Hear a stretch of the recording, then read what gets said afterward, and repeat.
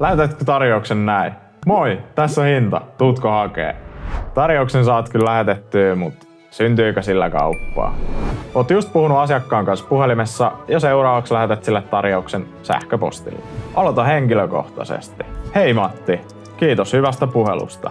Sen jälkeen kerro lyhyesti yrityksestä ja 3 hyvää syytä, miksi valita just teidät. Meidän perunat kasvatetaan Suomessa, toimitetaan tuoreena ja niiden laatu tarkistetaan ennen jokaista toimitusta. Sitten hinta mahdollisimman selkeästi. 10 kiloa 5 € kilolta, 100 kiloa 3 € kilolta.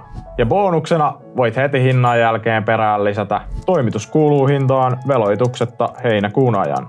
Hyvällä edulla sä sinetöit valmiiksi kilpailukykyisen hinnan. Sitten seuraavaksi kerro miten toimitus onnistuu ja miten asiakas pääsee eteenpäin.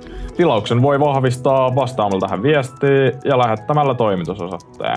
Toimitus onnistuu jo ensi viikolla.